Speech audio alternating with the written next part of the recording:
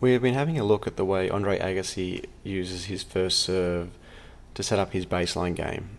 This is the first in a series. We've gone back to 1988, where 18-year-old Agassi played Ivan Lendl, the defending champion, in the US Open semi-final.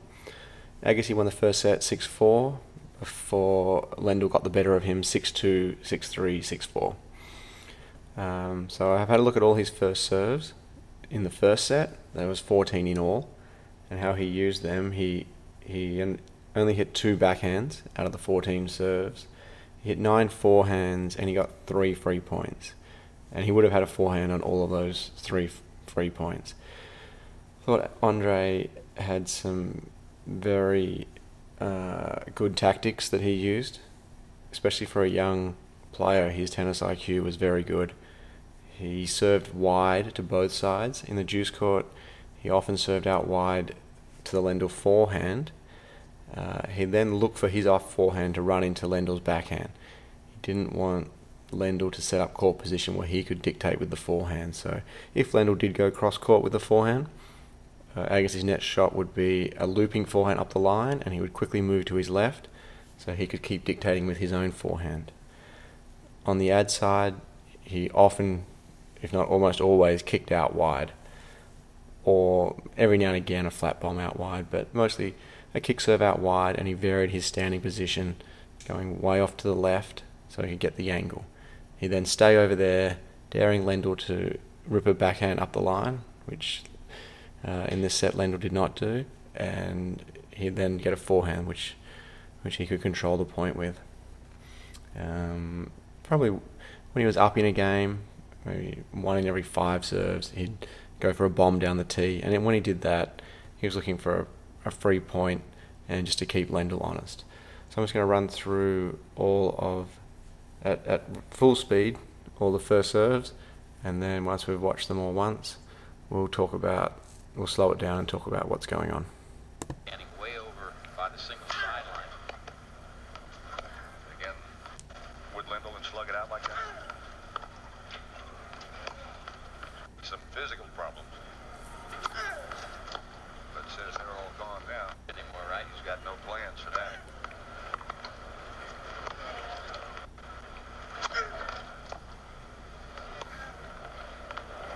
And his hands and feet are so quick. He can do it. Clay than on this type of surface.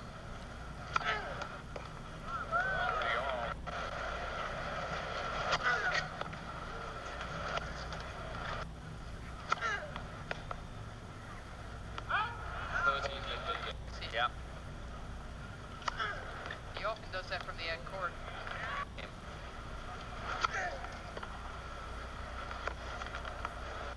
He's taught him to volley better than that, though it's not a real natural thing for Lendl.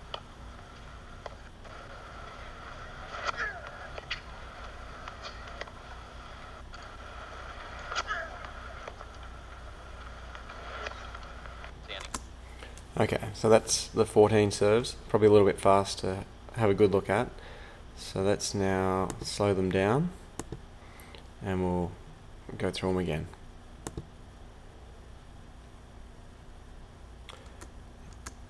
You can see Andre way off to the left, opening up that angle to Lendl's backhand. And he goes for the hook, line and sinker play, trying to catch him down the tee to the forehand. So in the future, Lendl won't be able to sneak too far over to that side. You can still see where Agassi splits.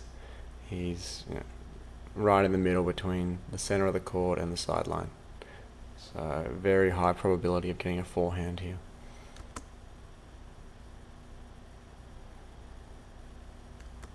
And there was his contact well inside the baseline.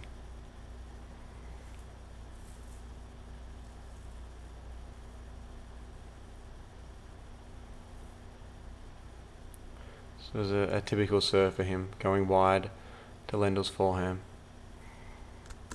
He stays expecting a cross-court forehand from Lendl. a good deep return, and this is one of the plays Andre does. He does a high looper up the line there, and then he's going to quickly move to his left so he can get a forehand on the next shot. And see where he split way over there to the left.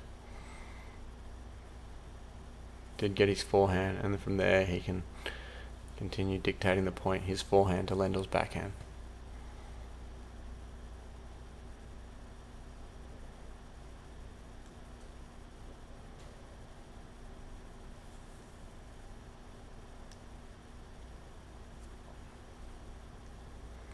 Another wide serve, this time Lendl does get it to the Agassi backhand. Agassi just going to go cross court, forcing Lendl to slice.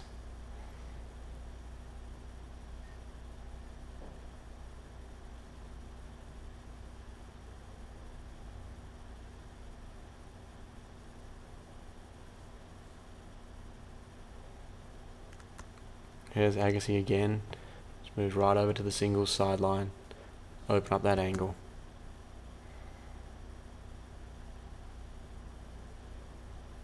You can see where Lendl is when he returns. Andre still stays between the center of the court and the sideline, leaving that line right open if Lendl's good enough to rip it down there.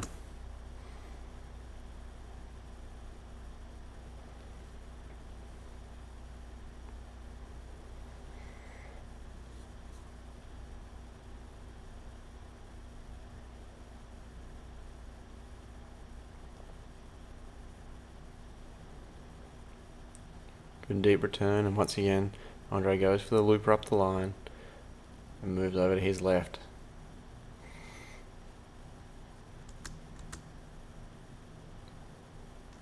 Once again he's moved way over. He gave Lendl a lot of this look, gave him actually a lot of different looks during the whole match. He tried to vary his ball speed, didn't want Lendl to get into any rhythm, which really worked for him early on. Great angle with the serve, pulls Lendl right out of court, and Andre will still stay way over to the left. He knows there's just a very low probability that Lendl can get that up the line with any penetration.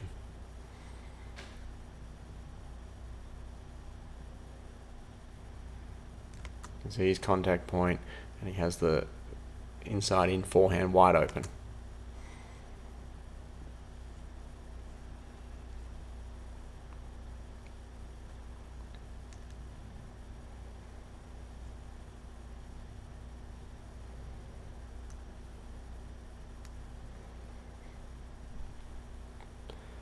Again, goes to the Lendl forehand. I mean, often when you play someone with a distinct weapon, you've got to play to their weapon to open up the court to get to their weakness. So this is a serve where he goes for, you can see he's sort of stopped Andre. He's going for the bomb down the tee, wants the free point here. The element of surprise. He stays over to his left and he gets another forehand. Again inside the baseline.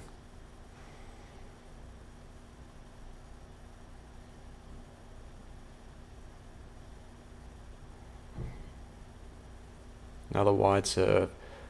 Lendl tries to go up the line. He gets a miss hit, misses it wide. If it had landed in, Andre had the forehand anyway.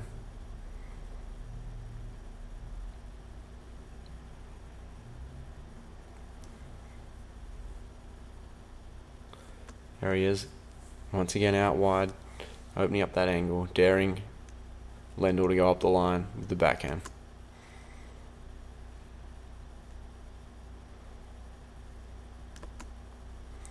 Leaving plenty of court open. Here Lendl missed the return, and as you can see, if it had landed in, Andre would have been waiting with a forehand.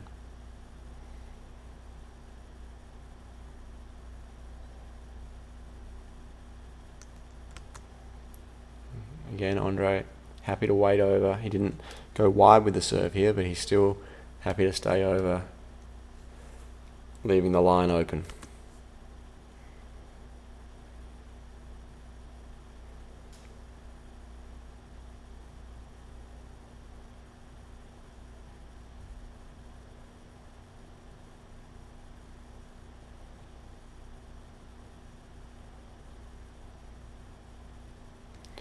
That was what he was looking for. He had the off forehand, but he didn't hit a very good shot. It's a short ball. It's in the middle of the court. So he can't cheat as much. Because if he does leave that line wide open, Lendl is good enough to hit that. So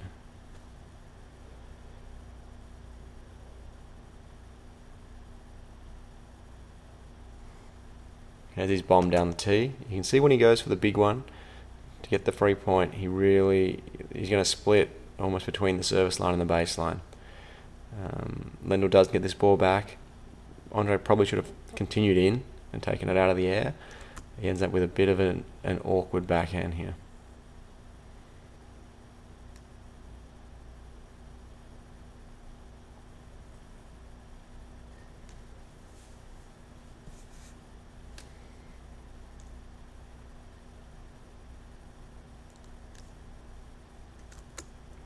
Once again, leaving that line open. He's going to get it.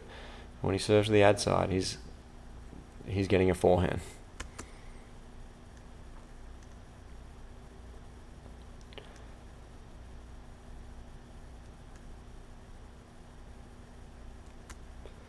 So I found it very interesting, the tennis IQ of a young Andre Agassi, and we'll next have a look at his 1990 US Open semi-final against Becker and see if he's doing a lot of the same plays against Boris, who's another player with a big forehand and a definite weakness on his backhand side.